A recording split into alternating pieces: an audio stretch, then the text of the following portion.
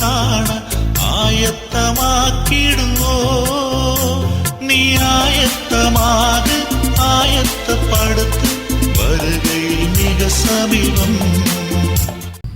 கிறிஸ்துவுக்குள் பிரியமானவர்களே, இயேசு கிறிஸ்துவின் இனிய நாமத்தில் உங்கள் யாவருக்கும் நற்செய்தி அறிவிக்கலாம் வாங்க ஊழியத்தின் சார்பில் உங்களை வாழ்த்துவதிலே நான் அதிக மகிழ்ச்சி அடைகிறேன். இந்த ஊழியத்திற்காக செபிக்கிறவர்கள், இதை தாங்குகிறவர்கள், இதை கொடுக்கிறவர்கள் யாவருக்கும் கர்த்தருடைய பெரியதான ஆசீர்வாதம் அவர்களோடு கூட இருக்கும் என்று என்னுடைய விசுவாசத்தின் நம்பிக்கையோடு அவர்களுக்காக நான் தொடர்ந்து ஜெபித்துக் கொண்டிருக்கிறேன்.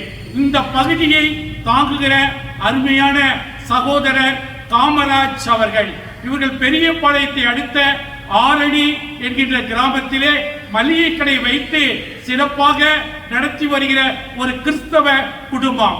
இவர்கள் இந்த பகுதியை தாங்கி ஜெபித்து கொடுத்து வருகிற கிருபைகளுக்காக நான் கர்த்தரை நன்றியோடு ஸ்தோத்திரிக்கிறேன். இந்த நாளில் விசேஷமாய் ஆரம்பிக்கக்கூடிய ஒரு நாள். அது என்ன நாள்? நமது கிறிஸ்துவத்தின் வழக்கத்தின்படி இந்த லெந்து காலம் அல்லது தபசு காலம் என்று நாம் அழைக்கப்படுகிறோம்.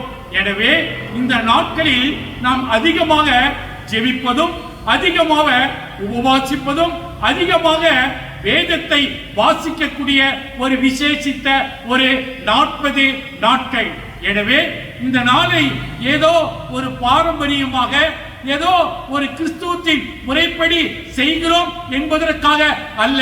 நாம் எப்படி புதுப்பிக்கப்பட்டிருக்கிறோம், எந்த அளவிற்கு நாம் கிறிஸ்துவிலே வளர்ச்சி அடைந்திருக்கிறோம், எந்த அளவிற்கு கடவுளுக்கும் நமக்கும் நெருங்கின ஒரு தொடர்பு உண்டாயிருக்கிறது என்பதை பார்ப்பதற்காகத்தானே தவிர மற்ற சாங்கேரியம், சமுதாயம் அப்படி என்கின்ற ஒரு கோட்பாடின் கீழ் இந்த லெந்து காலம் அல்லது தவசு காலம் என்பதை நாம் மறந்து போய்விட முடியாது. எனவே இந்த நாளில் இருந்து 40 நாட்கள் வரை காலையிலே ஒவ்வொரு நாளும் இந்த சிலுவையை குறித்து பார்க்க ஆண்டவர் எனக்கு கொடுத்த வாய்ப்புக்காக நான் கர்த்தரை நன்றியோடு ஸ்தோத்திரிக்கிறேன். இந்த 40 நாட்களும் ஒவ்வொருவராக இதை தாங்குகிறதற்காய் நான் கர்த்தரை நன்றியோடு ஸ்தோத்திரிக்கிறேன். தவசு காலம் அல்லது லெந்து காலம் இந்த மார்ச் மாதத்தில் 5ஆம் தேதி முதல் இவை ஆரம்பிக்கப்படுகிறது. எனவே இந்த 5ஆம் தேதி முதல் இந்த 40 நாட்களும் காலையிலே கர்த்தருடைய வார்த்தையை பிரசங்கிக்க ஆண்டவர் எனக்கு கொடுத்த நல்லதொரு வாய்ப்புக்காக நான் கர்த்தரை நன்றியோடு ஸ்தோத்திரிக்கிறேன். இந்த நிகழ்ச்சியை நீங்கள் யாவரும் மற்றவருக்கும் நீங்கள் அறிமுகப்படுத்த வேண்டும் என்று சொல்லி நான் உங்களை தயவாய் கேட்டுக்கொள்கிறேன்.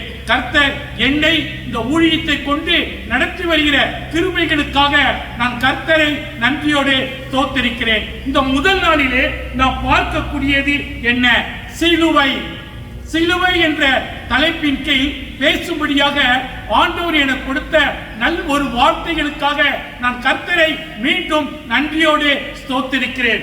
விசேஷமாய் சிலுவை என்ற வார்த்தை புதிய ஏற்பாட்டிலே ஏறத்தாழ 83 தடவை எழுதப்பட்டிருக்கிறது. ஆக்கியோன் எழுதியிருக்கிறார். 83 தடவை எழுதப்பட்டிருக்கிறது. எனவே சிலுவை என்ற வார்த்தை மிக முக்கியமானது.